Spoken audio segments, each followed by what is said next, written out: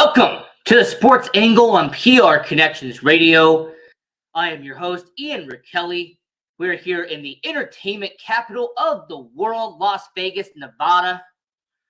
And it is a great Friday night to talk about the sports world. And while here in Las Vegas, Nevada, you have the Vegas Golden Knights taking on their activities right now. You had at the racetrack at Las Vegas Motor Speedway a very interesting battle at the NASCAR Truck Series competition. The NFL world has a lot to talk about. Right now in the NFL world, there is the combine taking place in Indianapolis. They've had the 40-yard dash time very recently. You're seeing the quarterback drills, all these great activities that are taking place in the NFL scouting combine. So while the rookies are doing what they are doing right now and they're trying to get prepared to getting drafted, making their stock go up, making their stock go down, there's one aspect of the NFL that we're going to focus on tonight's show here on the Sports Angle on PR Connections Radio. That aspect is the quarterback carousel of the 2021 NFL offseason. More importantly, the 9 teams that are going to be taking place and are going to be associated with that carousel of quarterbacks in this upcoming offseason. Understand that there is 9, and I'll say it once again, 9 NFL teams that are going to be in the sweepstakes. They are going to be in need of a new quarterback in 2022.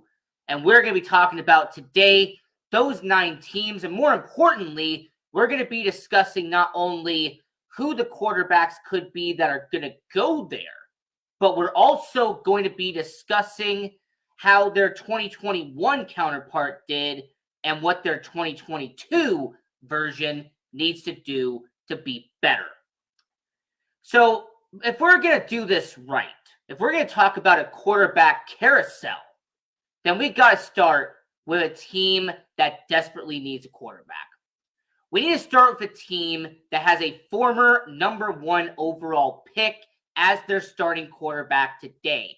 We need to discuss an organization that traded their franchise cornerstone, their face of the franchise, to the out west, and got back a quarterback who had a awful, abysmal year and absolutely crapped the bed when it mattered the most. So, the person that I'm talking about and the team that we're going to be talking about is we're going to have to take a little trip. We're going to have to travel, get on our Boeing, and get on a flight down to the Motor City. All right, we're going to leave Harry Reid International Airport, Las Vegas International Airport, and we're going to get on our Boeing, and we're going to fly all the way down to Detroit. We're going to go down to Motor City, and we're going to talk about the Detroit Lions. There's a reason why the Detroit Lions organization is drafting second in this upcoming draft. There is a reason why the Detroit Lions organization needs a quarterback. Because if you examine and if you actually look at what Jared Goff did last year, if you see the statistics of what Jared Goff produced, or more I say, not produced with the Detroit Lions last year, it was absolutely abysmal to what he did in the pocket with the Detroit Lions. His stats was this.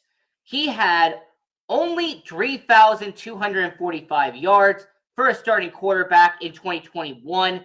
That is among the worst. He only had 19 touchdowns. Keep in mind that this is a NFL where the average is 32. He had 8 interceptions, which is actually a little above the league average. Now, understand that Jared Goff also last year had a win-loss record. I want everyone, especially people in the back, to hear this. Jared Goff last year with the Detroit Lions went 3-10-1 as their starting quarterback.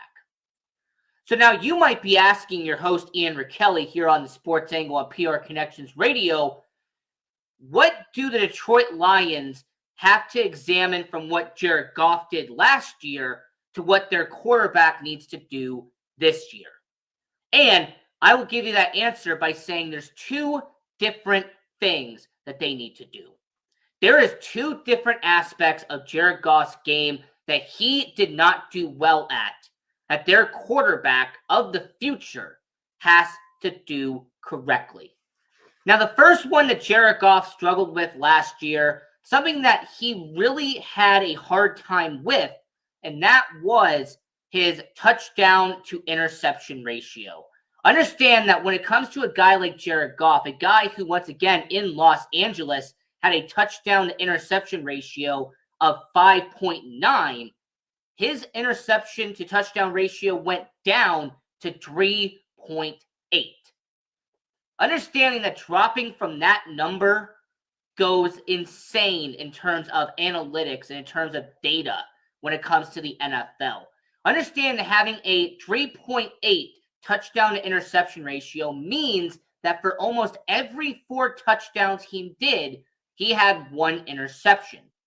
Keep in mind that there's quarterbacks like Aaron Rodgers, there's quarterbacks like Drew Brees, there were quarterbacks like Peyton Manning that their touchdown to interception ratio was a heck of a lot higher. In fact, there were some quarterbacks who their touchdown to interception ratio is around 8, because for every touchdown they give, for let's just say 8 touchdowns, they would have 1 interception. That's what an elite quarterback does in the NFL.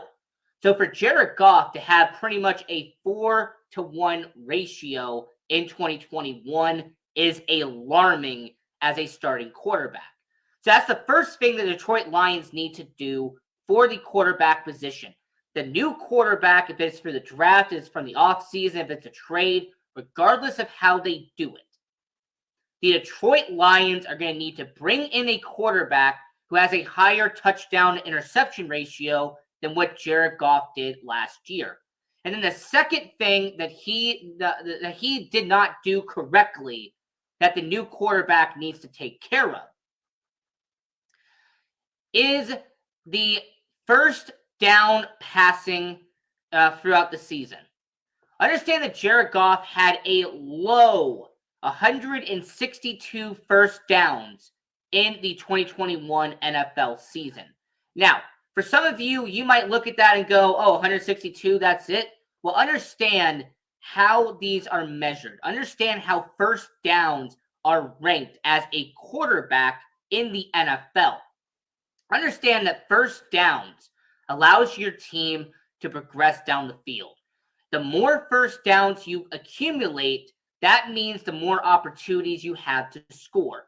The more first downs that you pick up means more opportunities for your team to win games. Now, in 2021, I'm actually going to tell you where Jared Goff was in first down completions, and it really established my point on how bad he was at getting first downs in Detroit. Out of all the quarterbacks in the NFL who started majority of the season, he was third to last in that category.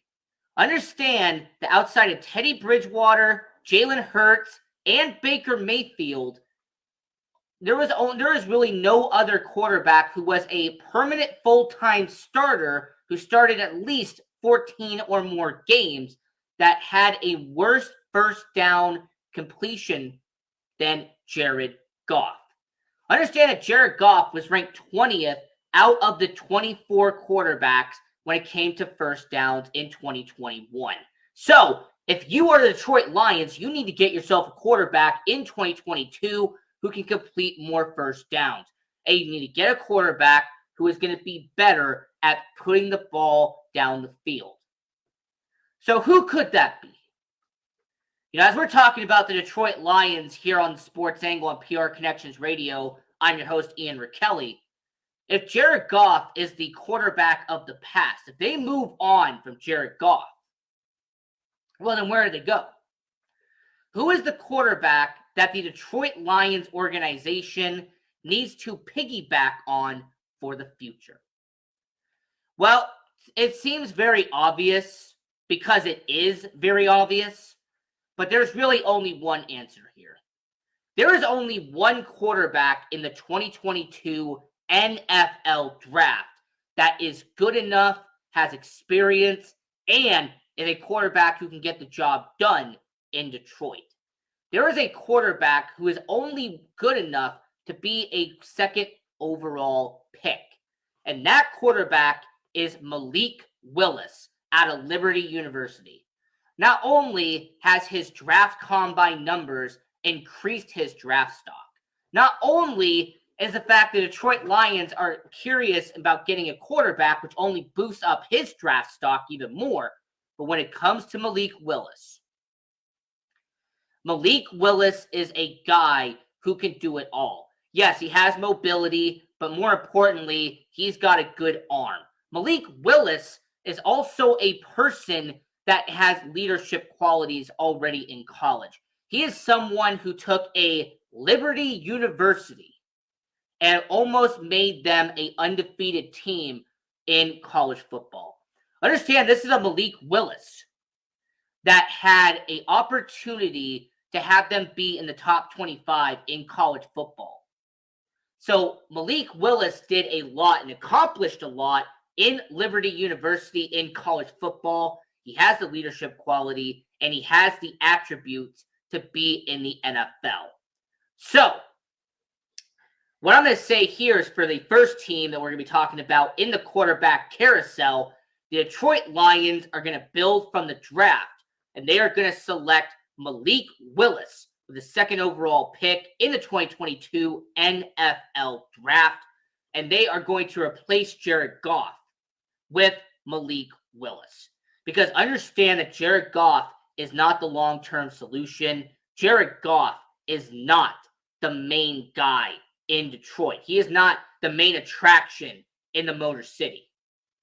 Malik Willis would be that guy. So we've been talking about the Detroit Lions and their path on and their journey in the quarterback carousel of the 2021-2022 NFL offseason. But we still have some more teams to discuss. In fact, the team that we actually really need to focus on is we're going to stay in the NFC North, and we are actually going to travel down to Minnesota. All right, we're going to get on our Boeing, we're going to get on our private jet, and we are going to travel from Detroit, and we're going to go to Minneapolis.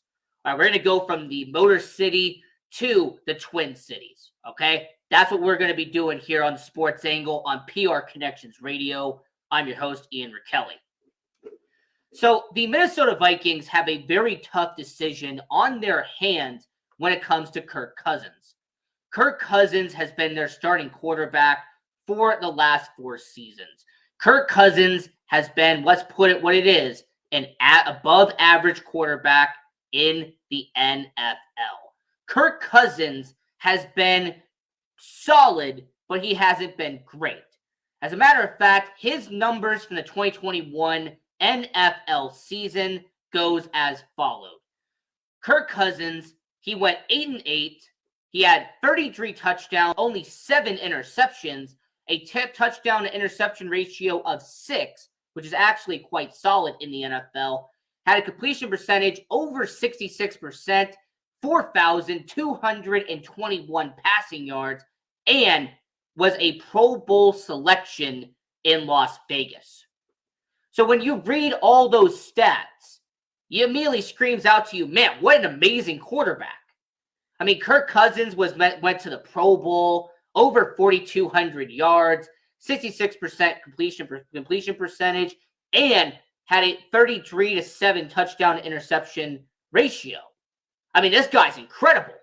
So why are you talking about the Minnesota Vikings and their quarterback carousel in 2022? Well, the reason why I'm mentioning the Minnesota Vikings is because Kirk Cousins is projected to make $45 million this offseason. Kirk Cousins is projected to make one of the top 5 paid quarterbacks in the NFL this offseason. Now, I want you to answer me this question. For all the people who are watching around the world, would you pay top 5 money to a quarterback who is listed, when it comes to completion percentage, 7th in the NFL, a guy who was 9th in passing yards, 9th in touchdowns, and surprisingly was once again, when it comes to all active quarterbacks in the NFL, he had only 7 interceptions, which put him, surprisingly, at 27th on that list. So, when it comes to Kirk Cousins, is he worth top 5 money? Is Kirk Cousins worth $45 million a year to the Minnesota Vikings? Is a guy who went 8-8 last year supposed to get $45 million? Because understand that when it comes to Kirk Cousins, here's what his track record has been in Minnesota. 8-8, 10-5, 7-9, and 8-8. Okay? Understand that when it comes to Kirk Cousins, he has been the definition of average. Kirk Cousins has been a guy that throughout his entire existence in Minnesota has been a above average quarterback. So once again, you have to ask the logical question. Is Kirk Cousins realistically worth the $45 million a year? Because I'm going to spell it out for you. N-O.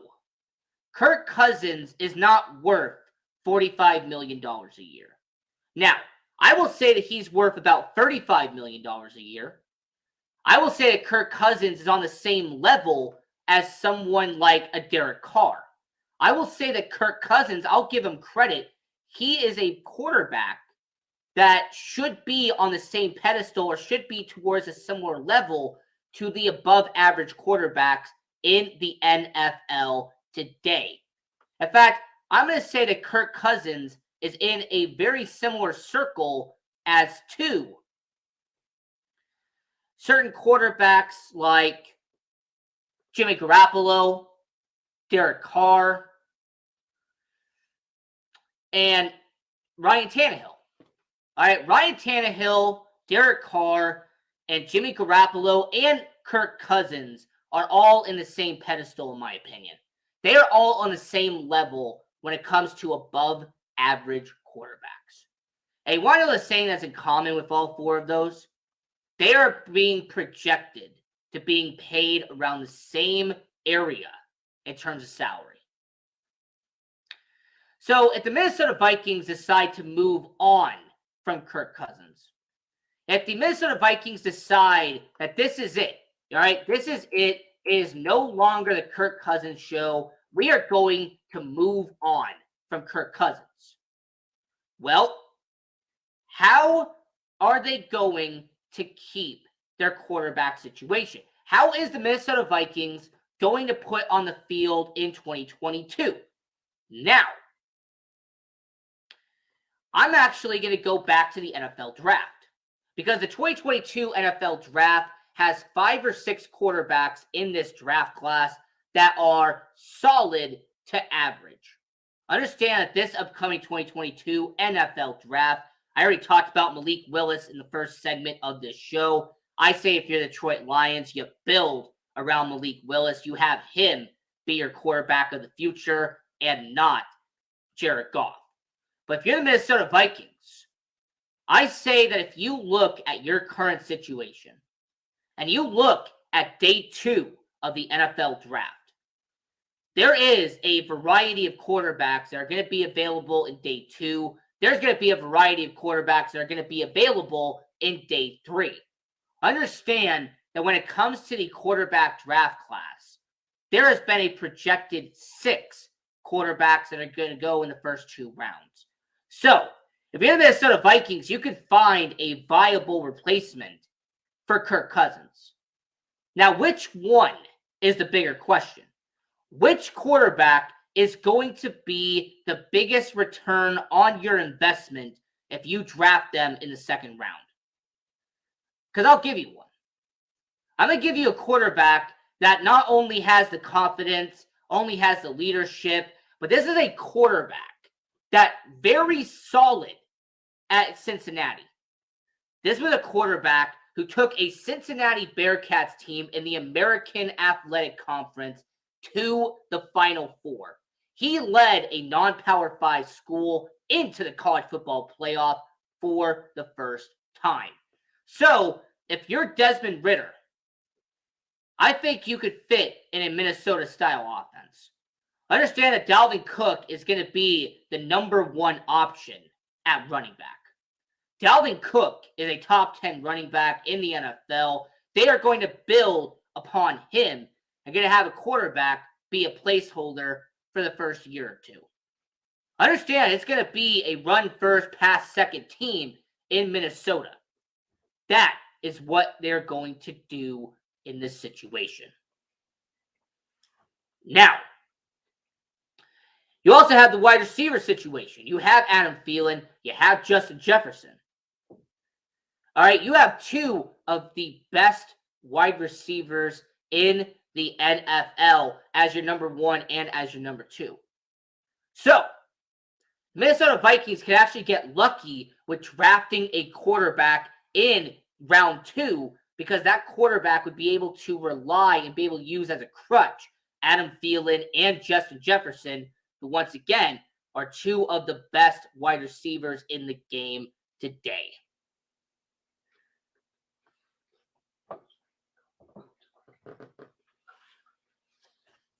And when it comes to the offensive line of the Minnesota Vikings, that is something that they actually have built for a long time. When it comes to the Minnesota Vikings organization, they have drafted in the first round. They have used a lot of draft capital on the offensive line. There's also a Minnesota Vikings organization that has been able to draft and also sign all offensive linemen in the past 2 off seasons. So, the Minnesota Vikings already have an offensive line. They have 2 quality wide receivers. And they have a top 10 running back.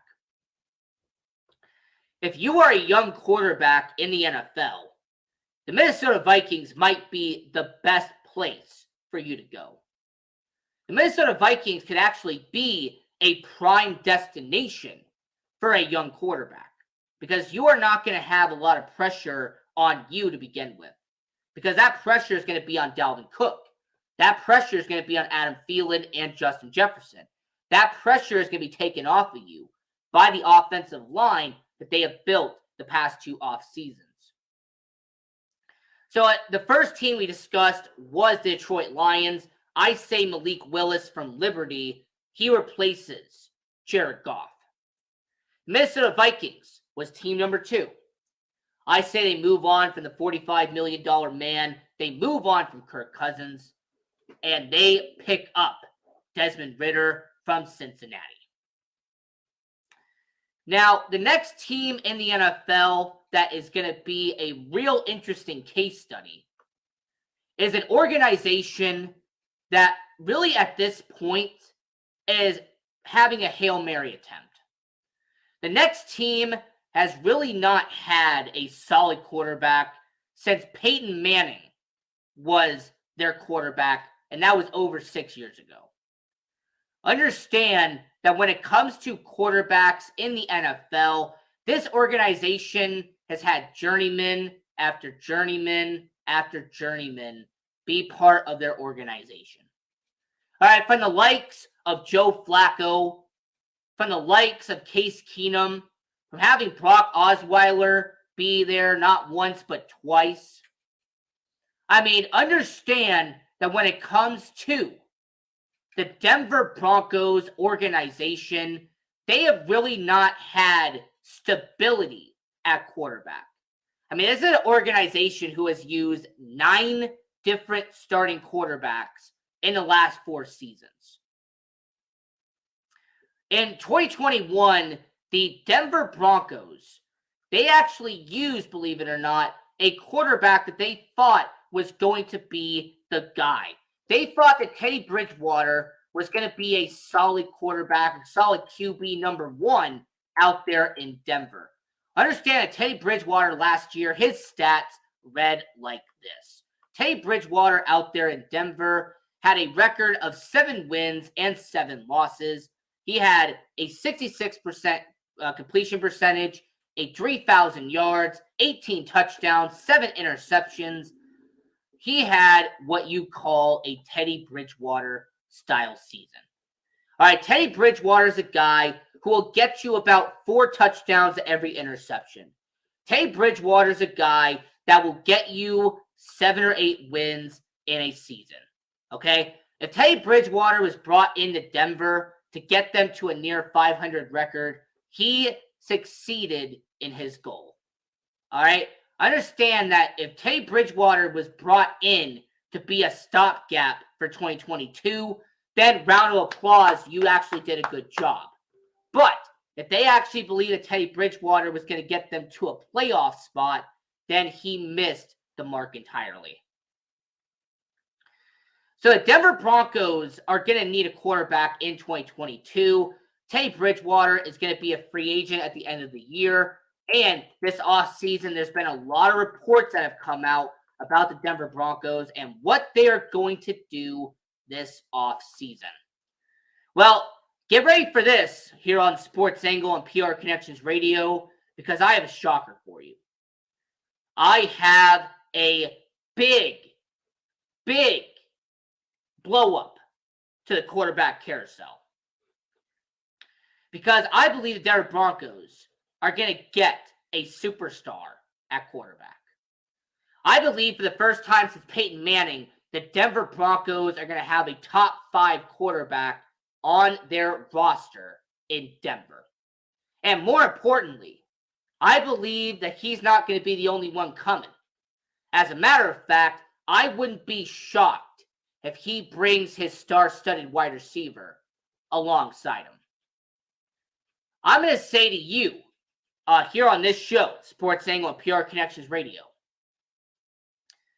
that the Denver Broncos are going to trade for Aaron Rodgers.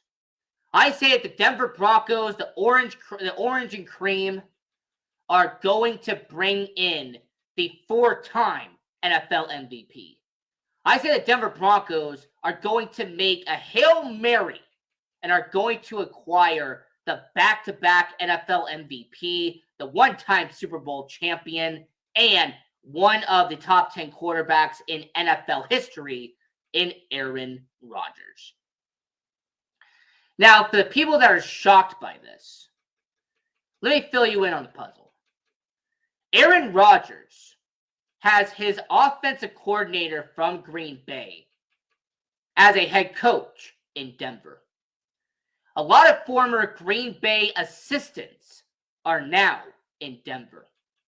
And there's actually a few players from Green Bay who have signed with Denver the past couple of years. As a matter of fact, there is one offensive lineman in Denver that was a longtime stalwart in Green Bay. But you might want to ask yourself the question, why would Aaron Rodgers go to Denver? Why would Aaron Rodgers make the trip down to the Denver Broncos that they are not a contender? Why would he go to a team that cannot win a championship? My rebuttal to you is that if you get Aaron Rodgers, you're going to get free agents to come to Denver. Similar to what happened with Peyton Manning. When Peyton Manning signed with Denver, there were multiple people who went to Denver solely because it was Peyton Manning. When John Elway was the starting quarterback of the Denver Broncos, there were people who went to Denver because they had John Elway. When you have an Aaron Rodgers, there are going to be people who are going to be lining up, going to Denver because Aaron Rodgers will be there. So my angle for the Denver Broncos on the quarterback carousel is that they're going to go all in this offseason. The Denver Broncos are going to do something that hasn't been done in a decade. and that is acquire the best or one of the best quarterbacks in the NFL today, have them be in Mile High, and have them join the Denver Broncos organization.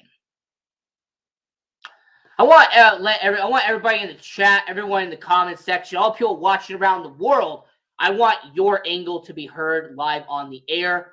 Do you agree or disagree so far with what I'm saying? Do you agree or disagree that the Detroit Lions are going to move on from Jared Goff and are going to draft Malik Willis in the NFL draft? Do you believe the Minnesota Vikings are going to de-hitch from the $45 million Kirk Cousins and are going to draft Desmond Ridder in the NFL draft?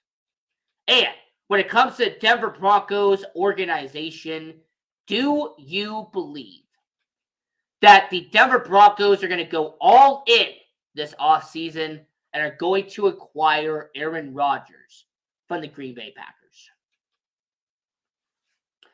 So we've done a trio of teams so far, but there are 9 teams on this quarterback carousel.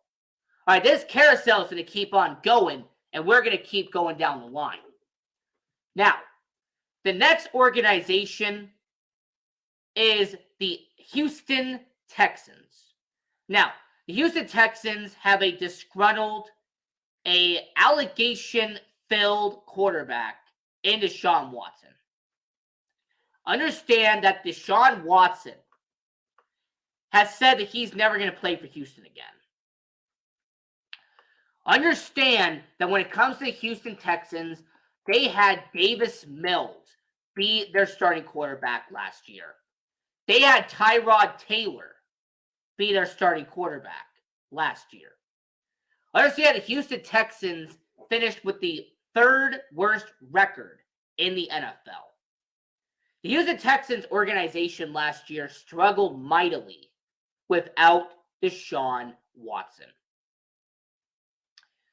And there are people who are going to make the argument that Deshaun Watson has all the leverage in this situation. There are also going to be people on the other side who are going to say the Houston Texans have all the leverage because of the allegations that Deshaun Watson has. And there are actually some people who could make the realistic argument that the teams that are going to want to trade for Deshaun Watson, they have the leverage because they will be willing to set the price for Deshaun Watson once the allegations are cleared or once the allegations are confirmed. So the Houston Texans are in a very sticky situation, make no mistake about it. But here is what I believe is going to happen. Here is what I believe is going to happen on the quarterback carousel out there in Houston. I want everyone to hear this. I say the Houston Texans will have one more year without Deshaun Watson. He will sit on his couch and collect his payment while second-year quarterback Davis Mills is the starting quarterback for the Houston Texans. Now, I'm going to say that when it comes to the Texans organization, having a second-year quarterback, having a former second-round pick be your starting quarterback, it isn't the biggest shocker in the world. It is not a huge statement to say that when it comes to the Houston Texans, Deshaun Watson not being there actually could be a blessing in disguise because the Houston Texans have a need at running back. The Houston Texans have a need at defensive end. The Houston Texans have a need at multiple positions this offseason. So if you're the Houston Texans, hear me out on this. Here's what I believe. Here's my angle on the sports angle on PRConnectionsRadio.com. I'm your host, Ian Kelly. Here's what I say the Houston Texans need to do. They need to let Deshaun Watson sit on his couch for one more year. They will need Davis Mills to have a second-year resurgence and a second-year growth in Houston. And they're going to trade for a running back. The Houston Texans are going to build off of what Brandon Cooks did last year. They're going to build off an offensive line led by all-pro tackle Laramie Tunzel.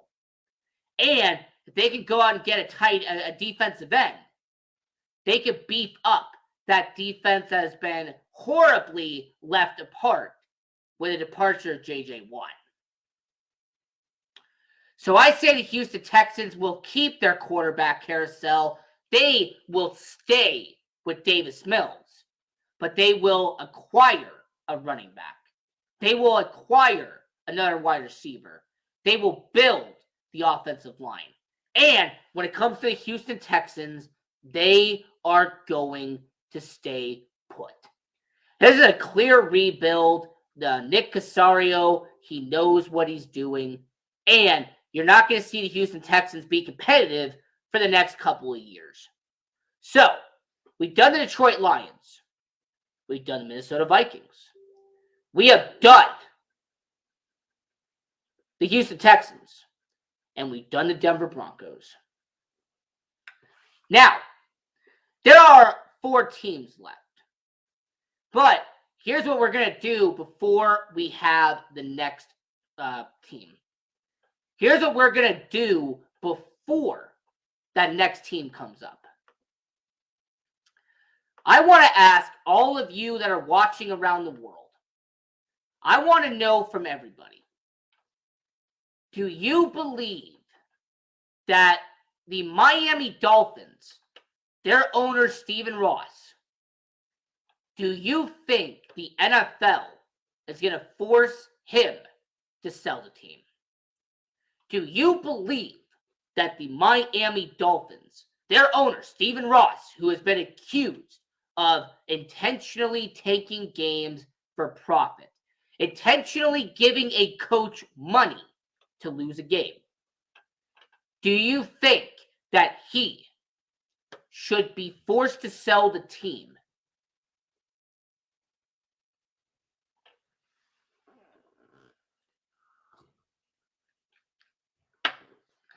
Because that's the team we're talking about next. Team number 5 is the Miami Dolphins. Understand that when it comes to the Miami Dolphins organization, Tua Tagovailoa, he has been decent. All right, he has been a decent quarterback in the NFL, but he hasn't been a superstar. Understand that Tua has not been the main attraction like he was supposed to be coming out of Alabama. Understand that Tua is a quarterback that is an average to above average quarterback, but he has never been a superstar in his first couple of years in the league. I mean, heck, there has been a lot of reports that have come out even in the last 2 off seasons that the Miami Dolphins are looking to trade Tua Tagovailoa. All right, I want you to understand this guy is only 24 years old, and yet he looks like he's on his way out. Now, his stats for the 2021 NFL season, he had a win-loss record of 7 wins and 5 losses. A completion percentage of 67%, 2,600 passing yards, 16 touchdowns to 10 interceptions. Understand that when it comes to Tua, his stats sound average. His stats sound like an average quarterback would. Now, there's also the same guy in Tua who, once again, was a top 5 pick in the 2020 NFL draft. This is a guy who is going to be held to a certain standard in the NFL. So if you're the Miami Dolphins, do you consider trading Tua? If you're the Miami Dolphins, do you encourage your general manager? Do you encourage the ownership? And do you encourage the executives to pull the trigger on getting rid of Tua and replacing him with a different quarterback? Because understand that when it comes to the Miami Dolphins, there's only one or two ways this could go. Either one, they bring in a veteran quarterback as a stopgap, or two, they stay with Tua and they build the entire team around him. And more importantly, if they do get rid of Tua, who is a team that desperately needs a quarterback? Who is a team that desperately needs to add at the quarterback position? Because understand that when it comes to the Miami Dolphins, I actually think I know what they're about to do. In fact, my angle on the Miami Dolphins is that Tua is on his way out. Tua is going to be traded. And they're going to bring in a quarterback with veteran experience. They're going to bring in a quarterback who has been there before. They're going to bring in a quarterback who actually has had plenty of experience competing for his job. That quarterback that I believe the Miami Dolphins are going to acquire, the quarterback that I believe they are going to go out and get, is Jameis Winston. I believe that Jameis Winston, after his tenure in New Orleans, is done. Jameis Winston, New Orleans, they're going to part ways.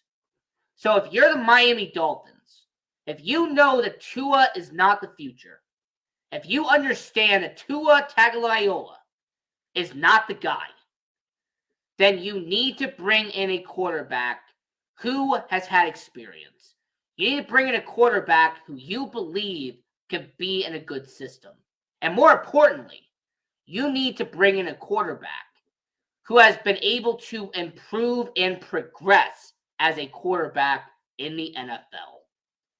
The Miami Dolphins have weapons. They have a wide receiver in Devontae Parker.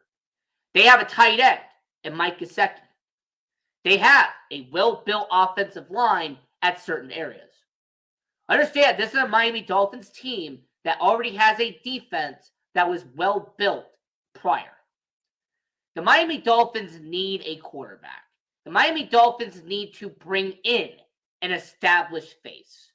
And if you're the Miami Dolphins, Jameis Winston, Florida State, Tampa Bay Bucks. Jameis Winston is a guy who has been able to lead a team in the past. Understand that the last 2 years in New Orleans has been a learning and a growing experience for Jameis Winston. So, Jameis Winston going to Miami actually isn't that far of a stretch, because understand that Jameis Winston has been able to mature and grow since the last time he was a starting quarterback. And Jameis Winston last year in a limited role in New Orleans did a fantastic job with the equipment that he was in. So now the second part to that question is, where do I see Tua being traded to? Where do I see Tua being sent? And that answer is that he's going to stay in Florida. Tua is going to stay in Florida. He's going to go from Miami to Tampa.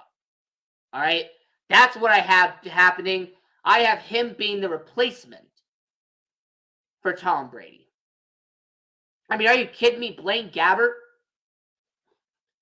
Kyle Trask? Those two quarterbacks are not the future. Those two quarterbacks are not the guy. Tua at least has an opportunity. Tua at least has a chance. So we've gone over 5 teams. We have gone over the Houston Texans. We have gone over Minnesota Vikings. We have gone over Detroit Lions. We have gone over the Minnesota Vikings. And we have gone over the Miami Dolphins. The next team on the quarterback carousel in the NFL is the New York Football Giants. All right, understand the New York Football Giants, they are an interesting team. They're an interesting concept. Because understand the New York Giants have a quarterback in Daniel Jones. They drafted Daniel Jones in the first round in the 2019 NFL Draft. They assumed he was going to be the future. They assumed he was going to be the guy. So far, Daniel Jones has not been the guy. Daniel Jones has not been the elite quarterback that the New York Giants expected him to be when they drafted him top 10 overall. Understand that Daniel Jones last year did not live up to the expectations of what the New York Giants have had for him. All right? So, if you're the New York Giants, what do you do with Daniel Jones? Because Daniel Jones is a quarterback who, by the way, keep in mind, is in his entire career has a win-loss record of 10-25. Understand, this is a guy in Daniel Jones who has a winning percentage less than 33%.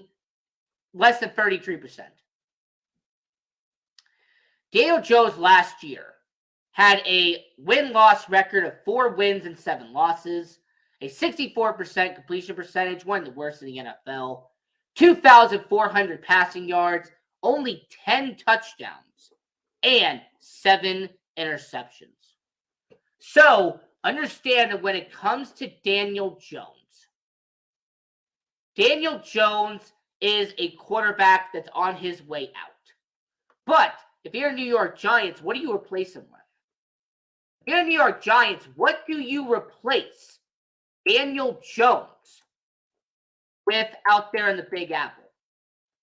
Understand that when it comes to the New York Giants, they have to be willing to bring in somebody. And if you're the New York Giants, you have draft capital.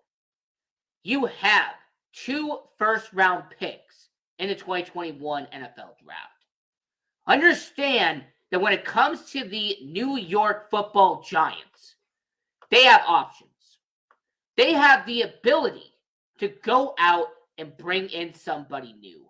They have had the ability to go in and bring in somebody that can be a game changer. But more importantly, bring in a quarterback who has the ability to win.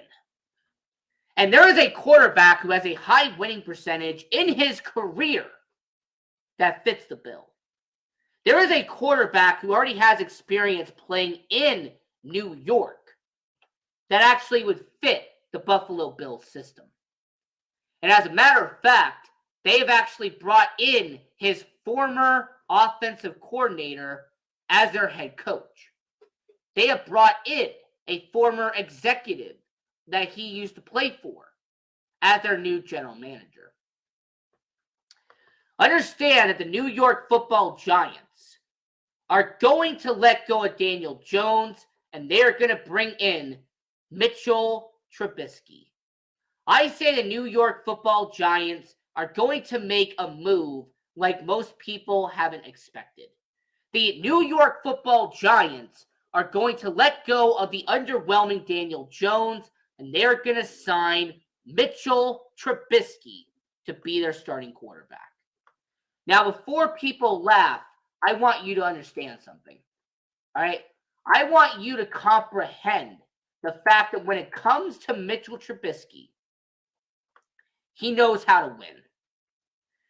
Mitchell Trubisky has a winning percentage. And by the way, I don't know if you know this. Mitchell Trubisky has a winning percentage of 29 and 21. Understand, this is a guy in Mitchell Trubisky who has had a completion percentage of 64% in his whole career. This is a guy who has gotten better every single year. But more importantly, when it comes to Mitchell Trubisky, the fact that he has had a winning percentage over 60% in the NFL tells me that he knows how to win. Look, despite the fact that, yes, he might be an above average quarterback at best, but he knows how to win. So, I say the New York Giants will sign Mitchell Trubisky this offseason to replace Daniel Jones. And then the last four that we're going to talk about here on the Sports Angle on PR Connections Radio. We talked about the Detroit Lions, them letting go of Jared Goff and drafting Malik Willis from Liberty. The Minnesota Vikings letting go of the $45 million man, Kirk Cousins, and bringing in Desmond Ridder from Cincinnati. They also are going to bring in some more talent around them. So, Minnesota Vikings are going to bring in Desmond Ridder. The Miami Dolphins, they're going to let go of Tua, and they're going to bring in Jameis Winston. The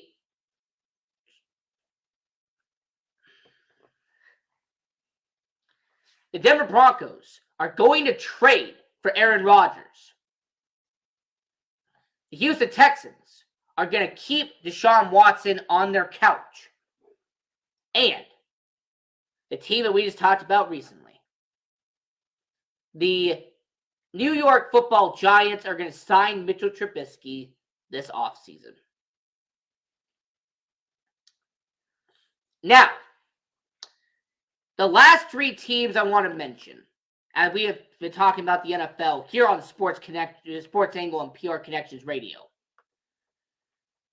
we are going to talk about an organization in the Washington Commanders. Now, the Washington Commanders, you have Taylor Heinicke. All right, Taylor Heinicke is a quarterback who has been average.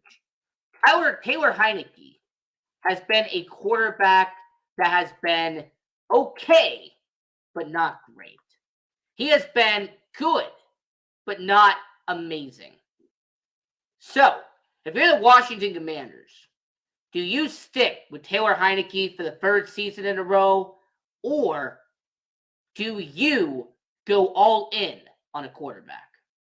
If you're the Washington Commanders, do you stay with Taylor Heinicke, or do you go and trade for a big name?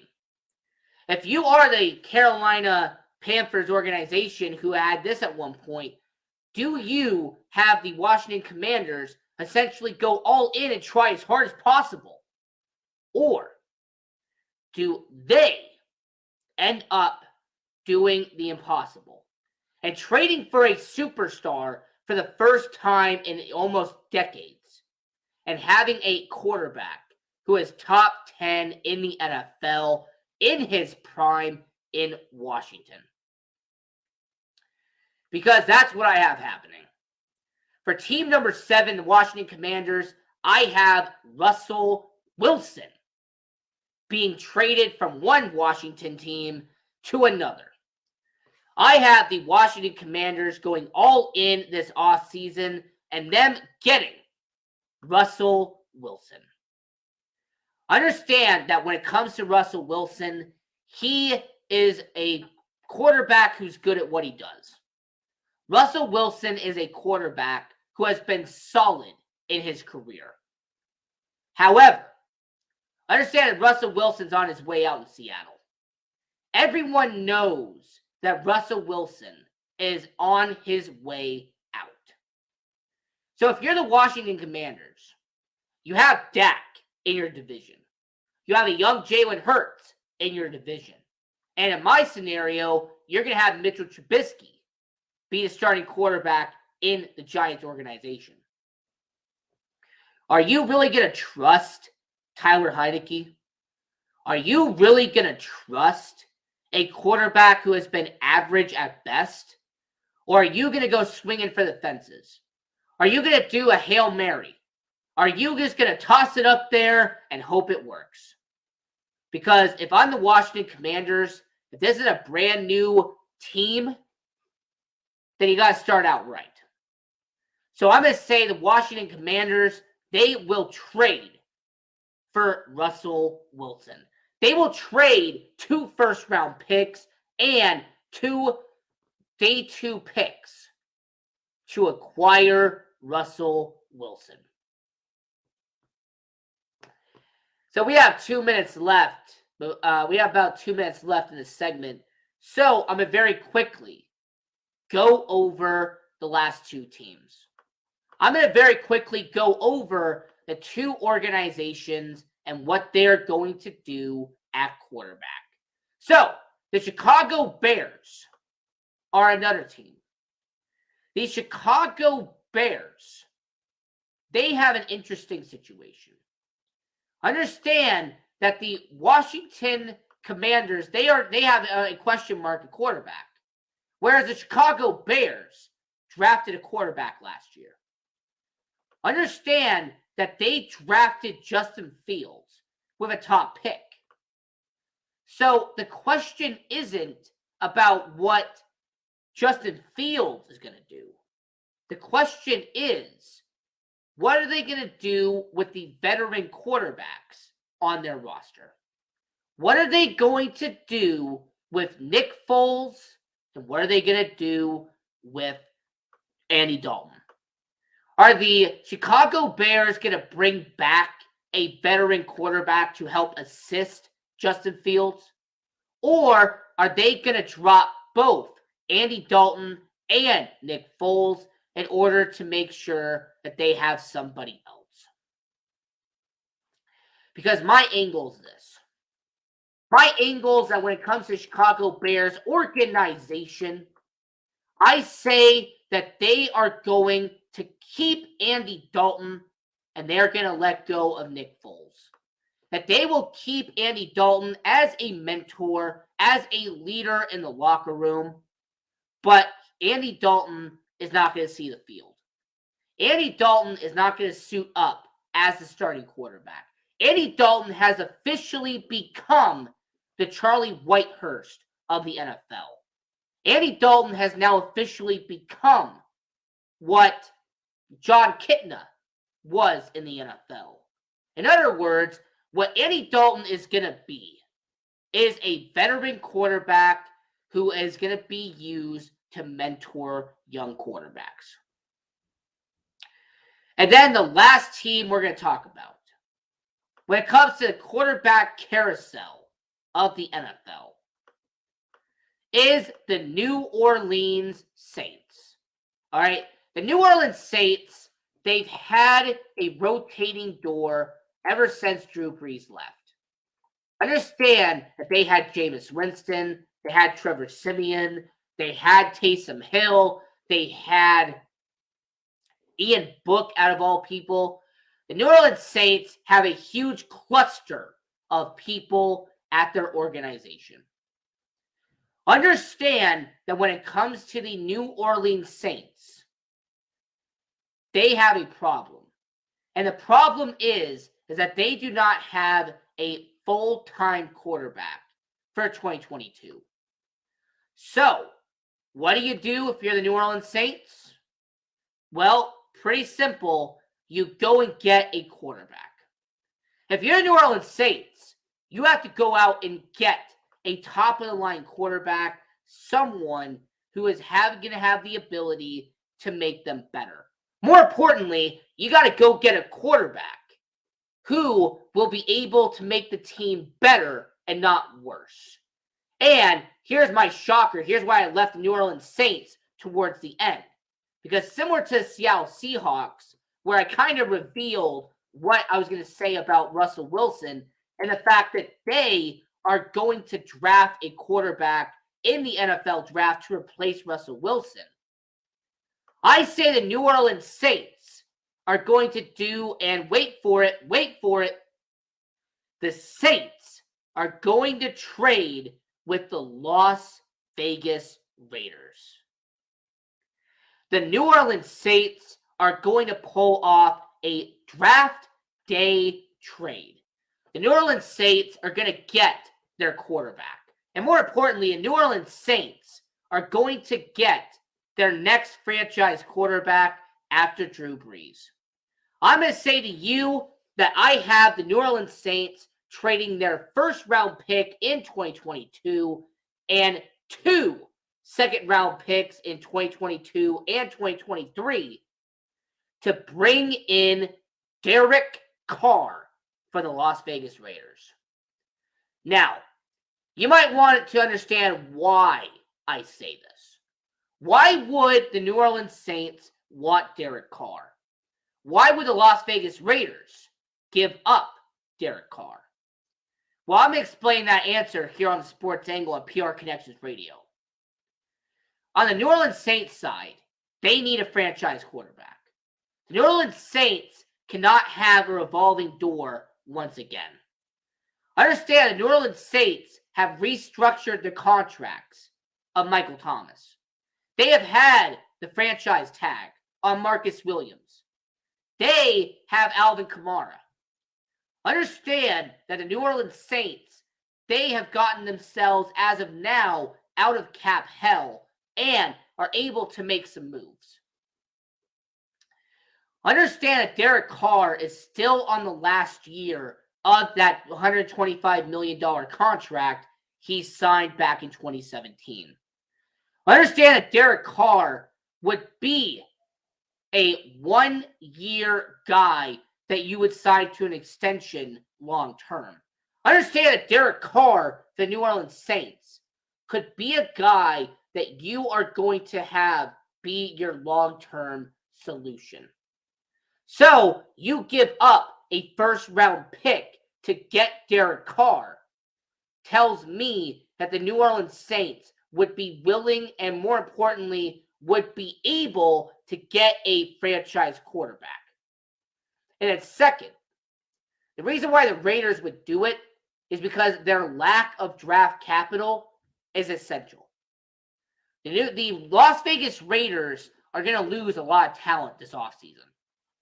The Las Vegas Raiders have so many free agents that want to get paid.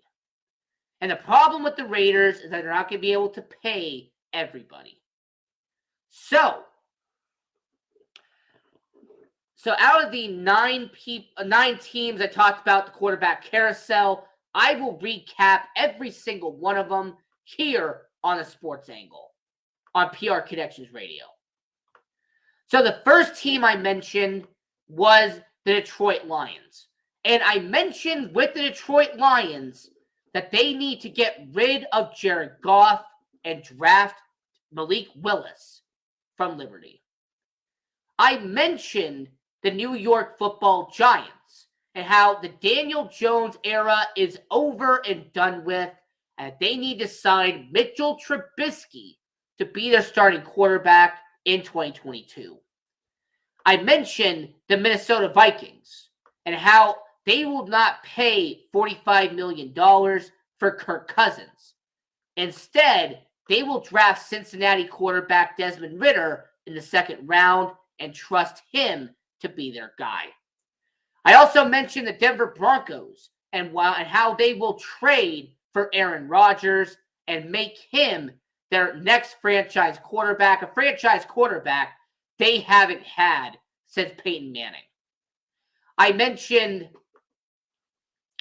the Houston Texans and how they will keep Deshaun Watson on their couch, stick with Davis Mills, and are going to build the offense around him for the future. I also mentioned the Miami Dolphins. And I talked about the fact that the Miami Dolphins organization is going to move on from Tua and bring in Jameis Winston. I said that the Washington Commanders are going to trade for Russell Wilson. I said that the Chicago Bears are going to keep Andy Dalton and let Nick Foles go to be the veteran leader in the locker room. And then lastly, the New Orleans Saints will trade for Derek Carr and will have a franchise quarterback for the first time since Drew Brees. Now, I want to know from all of you in the chat and all the people down below, do you agree or do you disagree with what I'm saying? Do you agree or disagree that all 9 of these teams who need quarterbacks this offseason have important decisions to make? So, with us having about 25 minutes left here on the show, we are going to discuss the NHL. And more importantly, we're going to talk about the NHL trade deadline. We are going to discuss the NHL trade deadline, and we're going to talk about the players that are going to be on the chopping block. We're going to talk about the players that are the must-see in the NHL. So, when it comes to the NHL, when it comes to the NHL trade deadline, there is one player that tops that list. There is one player that I believe is a transcendent talent. And he's actually a player that's in our backyard here in Las Vegas, Nevada. Understand that there is a player here in Las Vegas that has a lot of potential at the trade deadline. Now, understand that the Vegas Golden Knights are buying at a trade deadline. Make no mistake about it.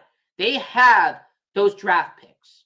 Understand that these are the Vegas Golden Knights, and this is a Golden Knights situation, and they have been buying and buying and buying for a long time. So, if I'm talking about the NHL trade deadline, I'm talking about a player that's going to come from Vegas and be flipped. Who am I talking about? Who is the player that I believe is on the chopping block? Well, that player is Mattias Janmark. All right? Mattias Janmark, they acquired him from the Chicago Blackhawks this past trade deadline.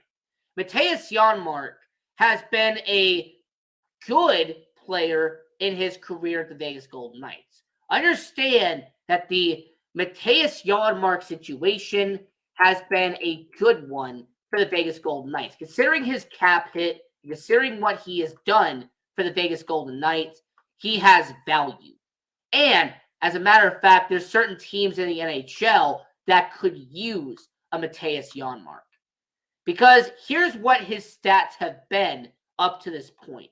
Here's what Mattias Janmark has provided for the Vegas Golden Knights. All right? In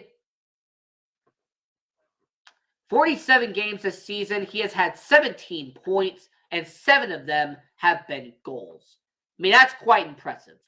I mean, it's quite impressive that for a guy who's a bottom 6 forward to have 7 goals already on the season, that has value. And a guy who's only has a $2 million cap hit and will be a free agent at the end of the year, that means that he would be a rental for a playoff team. Understand that Vegas Golden Knights could send Mattias Janmark off to a team that needs a rental. In fact, there's a team I think that really needs a Mattias Janmark.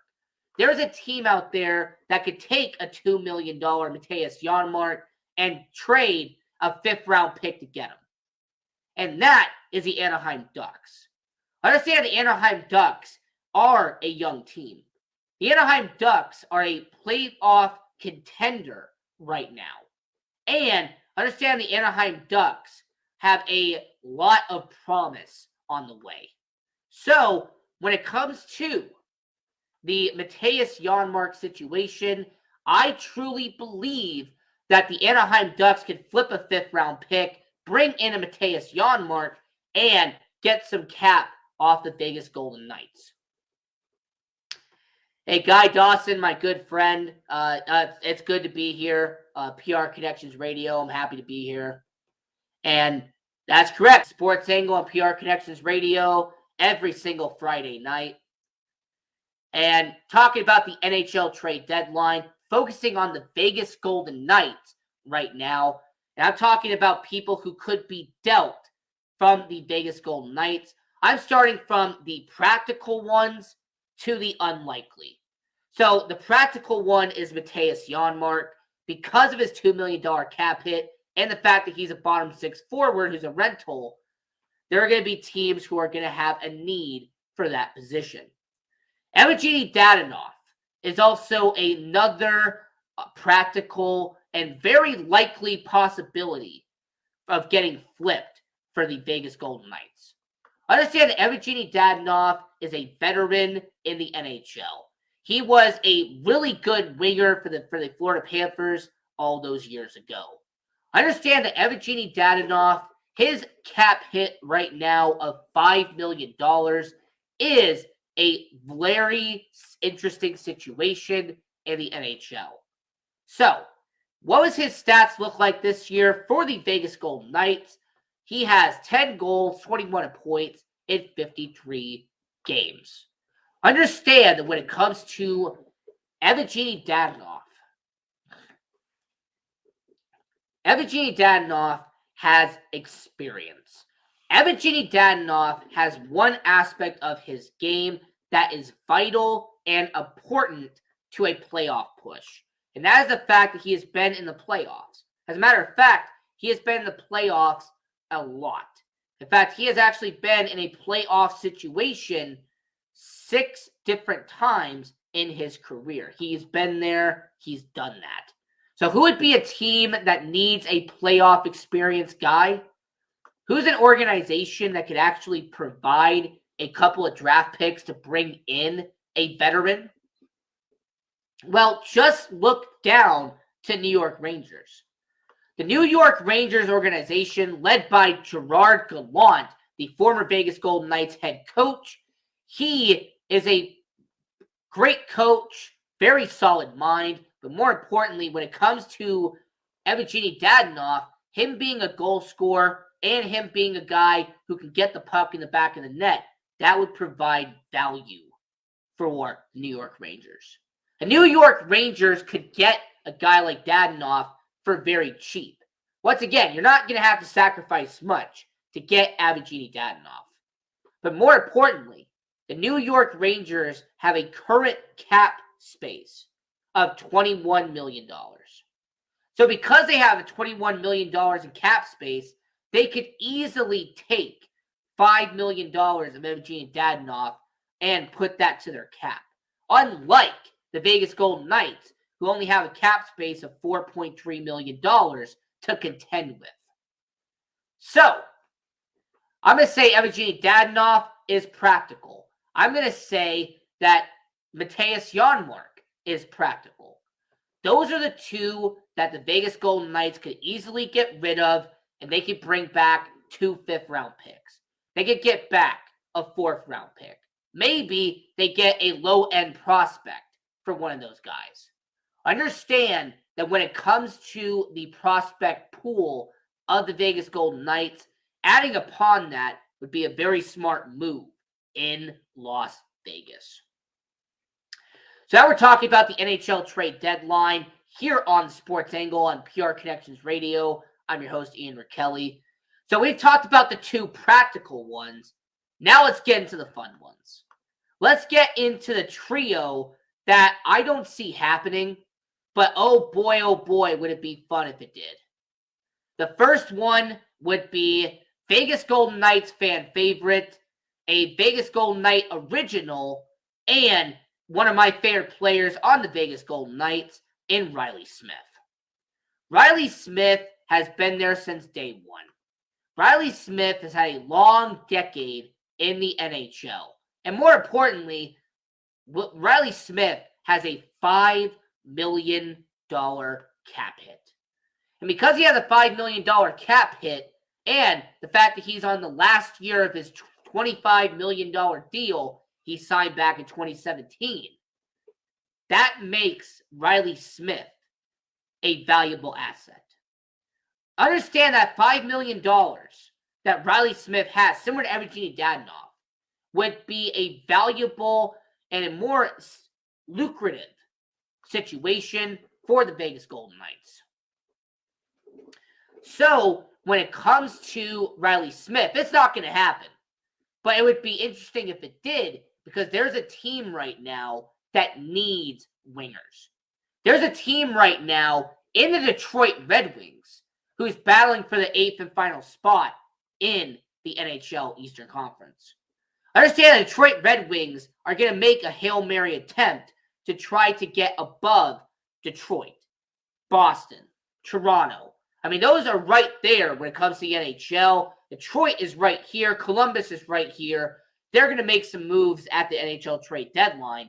So I'm not saying it's going to happen, but it would be a fun scenario to see the Detroit Red Wings get a 3rd and a 4th and package that to Vegas to get Riley Smith.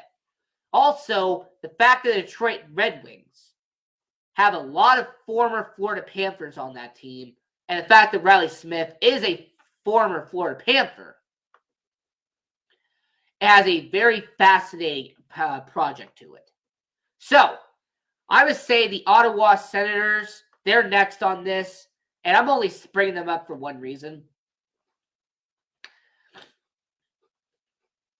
The Ottawa Senators are well known and are well established as a team that loves to bring in goaltenders who have history. The Ottawa Senators love to bring in former goaltenders who have had success in the past.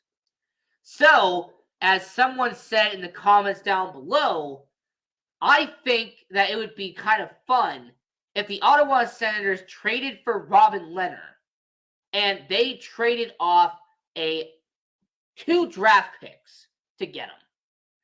Now, once again, these are not practical. These are just being, fun off the cuff.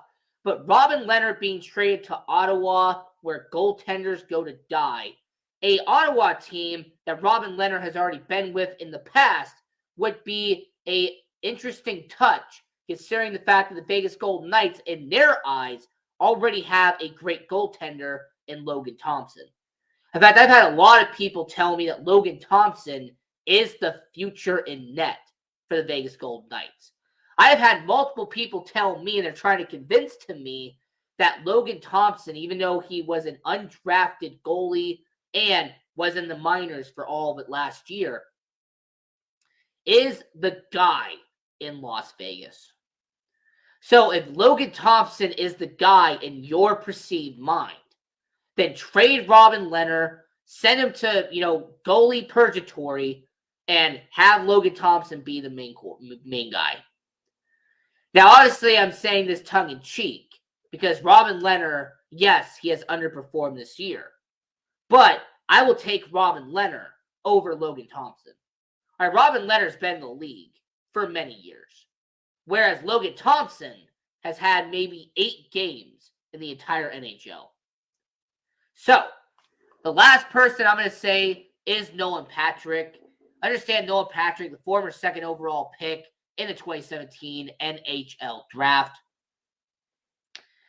This is a guy who has done a lot. This is a guy who has been making a lot of progress when it comes to the NHL, but he has had injury problems. He has had injury concerns in his career. So, understand that when it comes to Nolan Patrick, yes, they could trade him.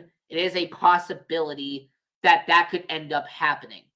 But the question you have to be asking yourself is that would the Vegas Golden Knights trade away a former 2nd overall pick that they acquired just 7 months ago?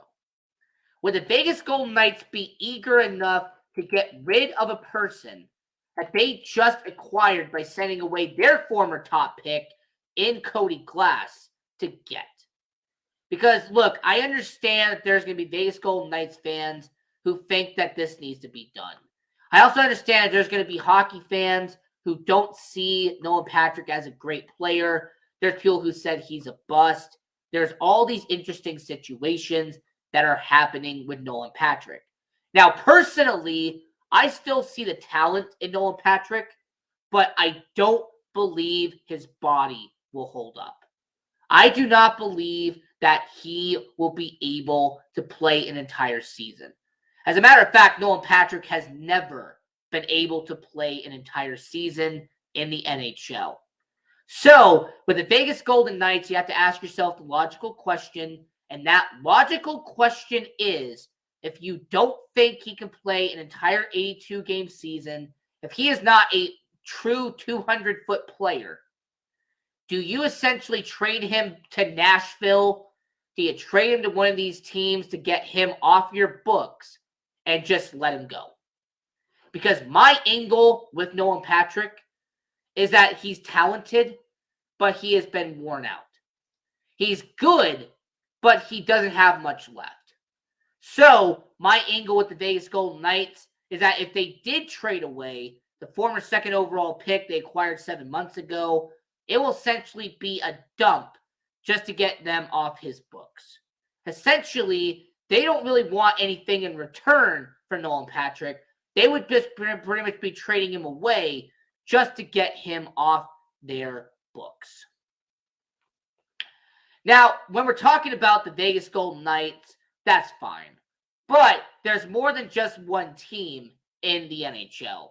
As a matter of fact, there is 32 teams in the NHL. So we're going to kind of do a fun freestyle where I'm going to go and talk about certain teams in the NHL, and I want to focus on if they can win at the NHL trade deadline. More importantly, I want to focus if I believe that the NHL trade deadline, are these teams going to be buying? Are they going to be giving up assets? Or is this team going to be selling and acquiring assets at the trade deadline? Now, the first team I want to mention is the Vancouver Canucks.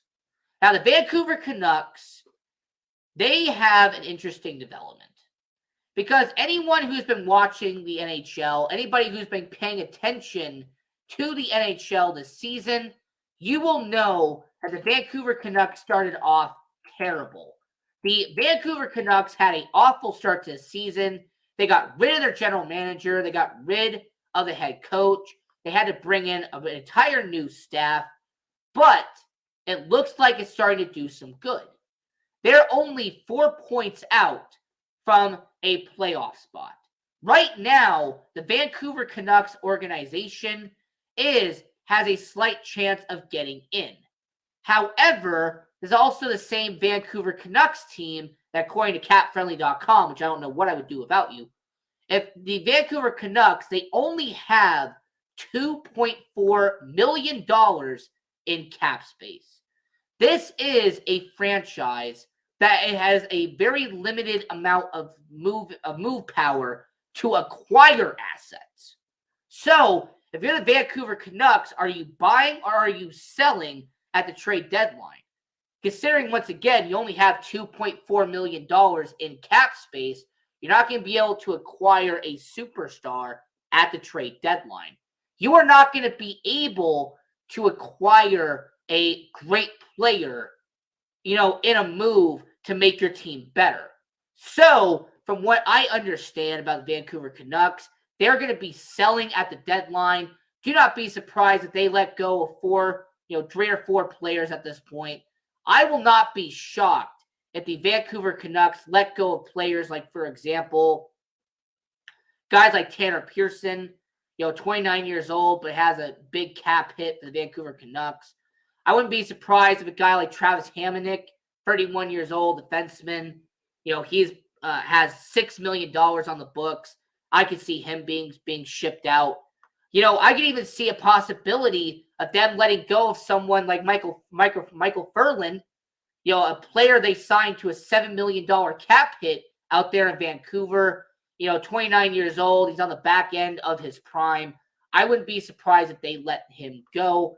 And just to add one more out there, their goaltender in Jaroslav Halak, 36 years old. He's an aging veteran. If the Vancouver Canucks know that they're not going to win a championship, I wouldn't be surprised if a playoff team called Vancouver and tried to get Jaroslav Halak to be in their organization. So we're talking about Jacksonville. We talked about all these teams in the NFL in the past. Well, what if I told you that there's a team in the NHL that's very similar to Jacksonville Jaguars? What if I told you that there is the NHL equivalent to Jacksonville Jaguars, and to the fact that they simply have no future in sight? What if I told you that the Seattle Kraken are going to be sellers at the NHL trade deadline?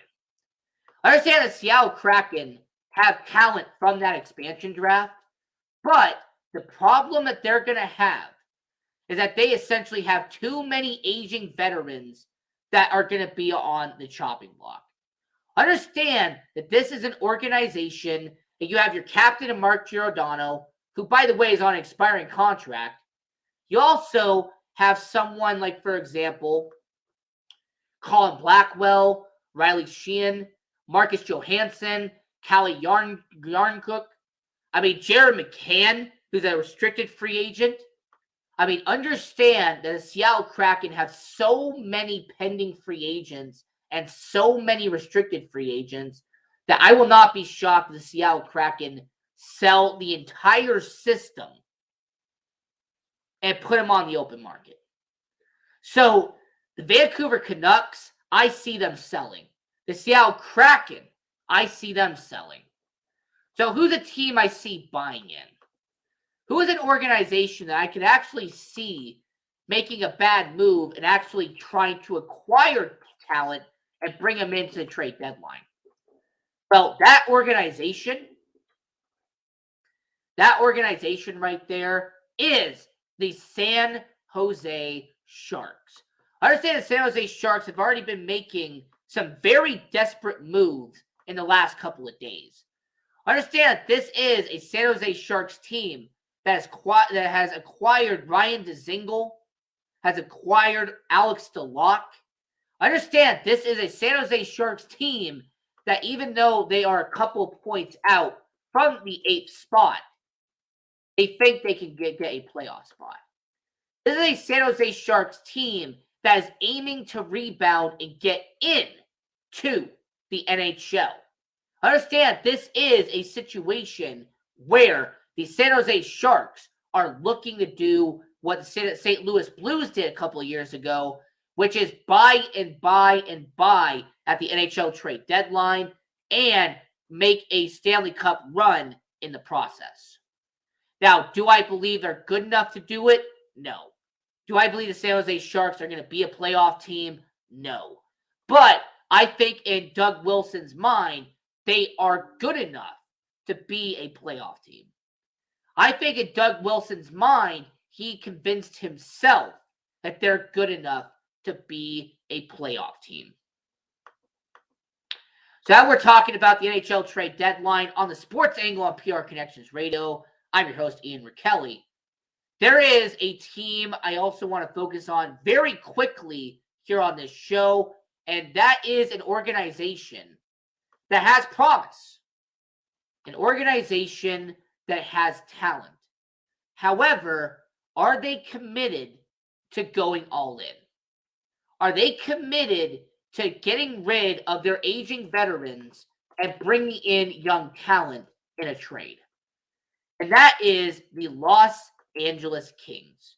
Now, for anyone who hasn't been watching hockey, the Los Angeles Kings organization is currently, right now, they have the 4th best record in the Western Conference. The Los Angeles Kings are 2nd in the West and are 4th in the conference. So, if you're the Los Angeles Kings, you're only 4 points away from the division title.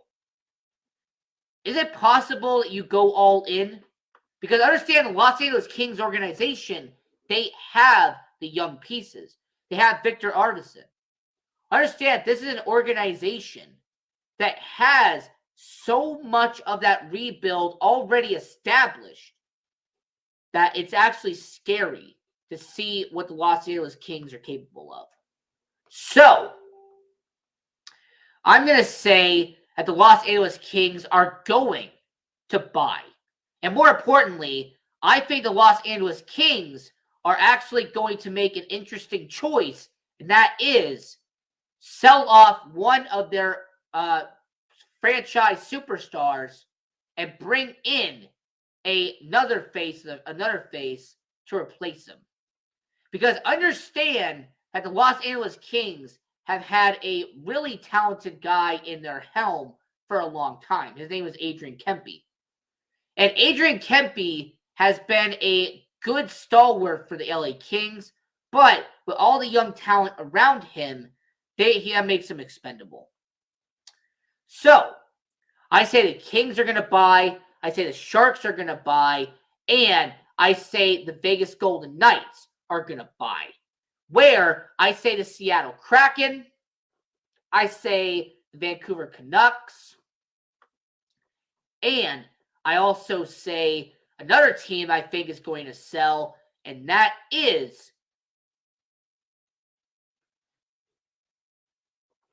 the Arizona Coyotes. So, Coyotes are going to sell, the Canucks are going to sell, the Kraken are going to sell. Also, the Golden Knights are going to buy. You also have all these different teams that are going to buy at the NHL trade deadline. So, and we're talking about the NHL trade deadline here on the Sports Angle on PR Connections Radio. I want to ask all of you. I want to ask everyone who's watching around the world and all the people who are going to be watching this and listening to this on all different platforms we're going to be uploading this show to. When it comes to the NHL trade deadline, do you believe that the Vegas Golden Knights are going to buy or are going to sell at the deadline at the end of March? Do you believe the Vegas Golden Knights are going to do its best for business and are going to sell off assets like Evgeny Dadonov, sell off assets like Matthias Janmark, maybe sell off a Robin Lehner? Or are they going to buy assets? Are they going to strengthen the bottom six? Are they going to strengthen a terrible defensive line? And are they going to buy and potentially get another goaltender to strengthen their crease? I want to know from all of you, I want to know all the people who are watching right now when it comes to the Vegas Golden Knights. Because I really think that they're going to be buying at the deadline. I really believe the Vegas Golden Knights need to desperately acquire defensive help. Understand, this is a Vegas Golden Knights team that, in terms of talent, has the ability to go to a Stanley Cup. Understand, this is a Vegas Golden Knights team that has enough talent to get the job done. But the problem is that when it comes to Vegas Golden Knights, they do not have enough depth on defense. Understand, this is a Vegas Golden Knights team that does not have enough on defense. They've had injuries. They've had problems. There's all these different things that are going on with the Vegas Golden Knights. So understand that when it comes to Vegas, when it comes to defense, they need to fix that. They need to get that done, and they need to make sure that it's over. And when it comes